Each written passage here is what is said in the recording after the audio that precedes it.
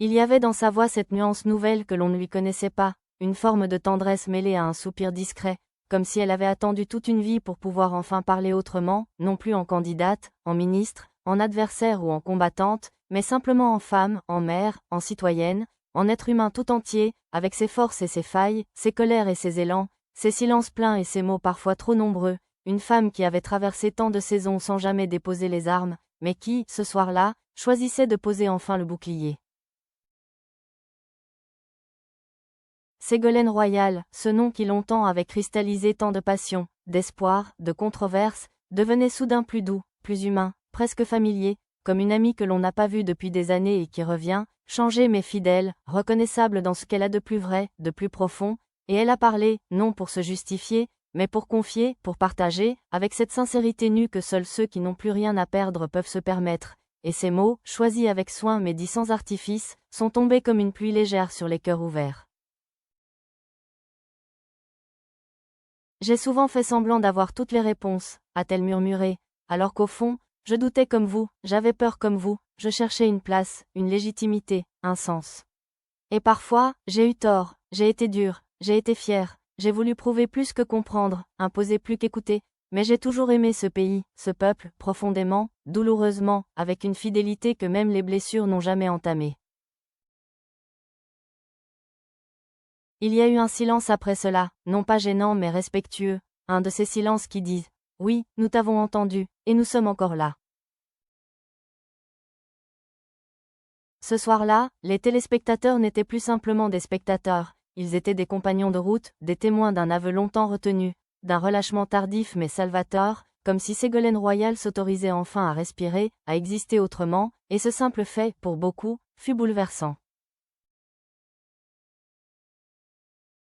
Car si l'on prend le temps de regarder en arrière, de remonter le fil des années, on se souvient de cette jeune énarque discrète mais déjà déterminée, de cette femme qui gravissait un à un les échelons d'un monde qui ne lui ouvrait les portes qu'à demi, qui souriait poliment mais doutait de sa place, qui rêvait d'une république plus juste, plus équitable, plus humaine, et qui, malgré les ricanements, les moqueries, les attaques souvent sexistes ou condescendantes, n'a jamais cessé d'avancer. On se souvient de 2007, de cette campagne présidentielle tendue, de cette énergie débordante, de ces meetings où elle portait haut les couleurs d'un espoir parfois flou mais sincère, et de cette défaite qui, pour beaucoup de femmes, fut une déchirure, car ce n'était pas seulement une candidate qui perdait, c'était une possibilité, une ouverture, une autre façon de gouverner qui semblait, pour un temps, s'éloigner à nouveau. Mais elle n'a pas disparu, elle ne s'est pas retirée dans le silence ou l'amertume, elle a continué, parfois contre vent et marée, parfois dans des rôles ingrats ou symboliques, mais toujours présente, opiniâtre, convaincue qu'il fallait encore parler, encore se battre, pour l'environnement, pour la justice sociale, pour les territoires oubliés, pour ceux qu'on n'entendait pas assez. Et pendant tout ce temps, derrière les micros et les caméras, il y avait une femme, une vraie, avec ses nuits d'insomnie, ses doutes, ses blessures, ses élans de joie, ses fatigues aussi, une femme que l'on n'avait jamais vraiment vue ainsi, sans filtre, sans rôle à jouer, jusqu'à ce soir d'hiver où tout a changé. Ce soir-là, quelque chose s'est dénoué dans l'air, comme si après tant d'années passées à tendre le dos, à argumenter, à corriger, à convaincre, Ségolène Royal avait enfin trouvé un espace, un souffle, une manière d'être là sans se justifier, sans se battre, juste en étant elle-même, et c'est peut-être cela que nous soupçonnions tous depuis longtemps, ce besoin d'amour derrière la carapace, cette soif d'être reconnue pour ce qu'elle est, et non pour ce que l'on attendait qu'elle soit. Et dans les jours qui ont suivi, les réactions furent nombreuses, diverses, mais souvent touchantes, des lettres envoyées par des femmes de son âge qui lui disaient merci, des messages d'anciens collègues qui, au-delà des clivages politiques, saluaient son courage, et même des jeunes qui découvraient, avec étonnement, qu'elle avait été bien plus qu'un personnage de débat ou une figure médiatique, qu'elle avait été une pionnière, une résistante dans un monde qui ne pardonne pas toujours aux femmes leur ambition. Il est difficile d'expliquer à ceux qui ne l'ont pas vécu ce que cela signifie, pour une génération, de voir une femme assumer publiquement ses failles, ses erreurs, ses contradictions, non pas dans un exercice de communication, mais dans un mouvement de vérité sincère, sans défense, sans posture, et cette scène, pour beaucoup d'entre nous, fut un miroir, un rappel que nous aussi, nous avons vieilli, que nous avons aimé, échoué, espéré, parfois cédé, souvent tenu, que nous avons été forts et fragiles, tout à la fois. Et il y avait dans cette confession tardive une forme de beauté rare, parce qu'elle disait l'humanité, dans ce qu'elle a de plus émouvant, de plus universel, parce qu'elle nous invitait, nous aussi, à relire nos vies, à faire la paix avec ce que nous avons été, ce que nous sommes devenus, avec les batailles que nous avons menées, perdues, ou gagnées à moitié, avec les choix que nous avons regrettés ou que nous avons portés comme des drapeaux fatigués mais fiers.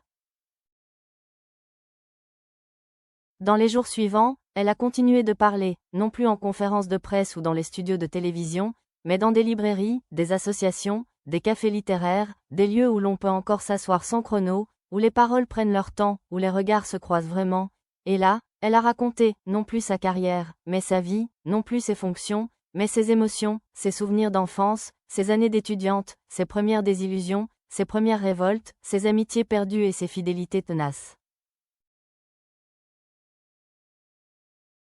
Elle a parlé de ses enfants, avec pudeur mais avec tendresse, de ce que c'était, pour eux, de grandir sous le feu des projecteurs, de vivre avec une mère souvent absente mais toujours aimante, de ce que cela avait coûté à elle et à eux, d'être publics, sans jamais vraiment être vus.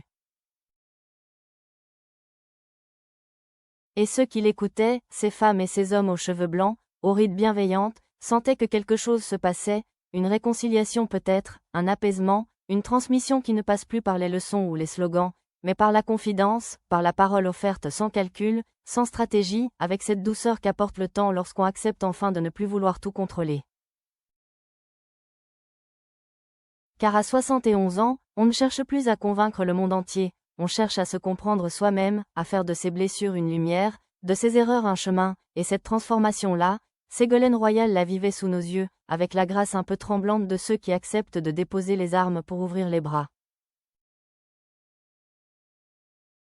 Et dans ce dépouillement progressif, quelque chose de lumineux apparaissait, comme une femme que l'on croyait connaître mais que l'on redécouvrait avec émotion, une femme qui, une fois débarrassée de l'obligation de convaincre ou de résister, devenait tout simplement elle-même, une âme fidèle à ses combats mais enfin libre d'en parler autrement, sans colère, sans rancune, avec cette maturité douce qui transforme les cicatrices en souvenirs précieux. Elle a parlé de l'amour aussi, du vrai, de celui qu'on ne choisit pas toujours, de celui qui blesse autant qu'il élève. Elle a parlé de cette solitude qu'elle avait parfois ressentie même entourée, de cette sensation étrange d'être admirée sans être comprise, désirée pour ce qu'elle représente plus que pour ce qu'elle est, et beaucoup dans la salle ont hoché la tête doucement, car eux aussi avaient connu cela, ces silences à deux, ces attentes déçues, ces élans freinés par la peur ou l'orgueil. Mais elle ne parlait pas pour se plaindre, elle parlait pour partager, pour ouvrir, pour apaiser, comme une vieille amie qui, après des années de pudeur, se confie enfin, et dans chaque mot, on entendait la femme derrière la fonction, la mère derrière la figure, l'enfant derrière la ministre, et c'est cette vérité nue, presque fragile, qui bouleversait le plus. Et pendant qu'elle racontait, d'autres souvenirs revenaient, à ceux qui l'écoutaient, des souvenirs d'époques révolues mais jamais oubliées, de soirées électorales devant le poste, de débats enflammés dans les cuisines, de discussions tendues à l'heure du café, de cette France qui changeait, hésitait, doutait, et de cette femme qui, au milieu de tout cela, restait debout, droite, intransigeante parfois, mais toujours fidèle à sa boussole intérieure. Ce qu'elle a admis ce soir-là, ce n'était pas une faute précise, un fait politique à débattre dans les colonnes d'un journal, c'était bien plus profond, c'était cette vérité universelle que chacun presse mais que peu ose nommer. Nous sommes tous, à notre manière, faits de contradictions, de rêves inaboutis, de luttes intérieures, et ce qui compte, à la fin, ce n'est pas d'avoir eu raison ou tort, mais d'avoir été vrai, sincère, de ne pas avoir triché avec son propre cœur.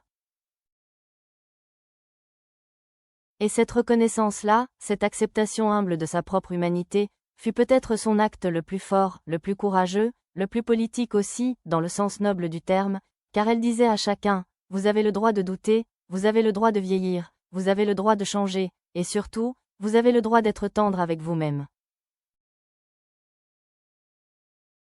Depuis cette émission, elle n'a plus jamais été tout à fait la même, ni dans les médias, ni dans le regard du public, car elle avait franchi un seuil que peu atteignent, celui de la paix intérieure, non pas une paix qui renonce, mais une paix qui réconcilie, qui relie, qui éclaire. Et nous, qui l'avons suivie de loin ou de près, avec ferveur ou scepticisme, nous gardons aujourd'hui d'elle l'image d'une femme debout, mais apaisée, d'une femme forte, mais douce, d'une femme fière, mais désormais libre, libre de dire, oui, j'ai douté, oui, j'ai souffert, oui, j'ai parfois échoué, mais j'ai toujours aimé, et cela seul me justifie. Et à l'âge où d'autres se taisent ou s'effacent, elle a choisi de parler, et ce faisant, elle nous a offert, à nous tous, un miroir dans lequel regarder notre propre vérité, avec bienveillance, avec émotion, avec gratitude.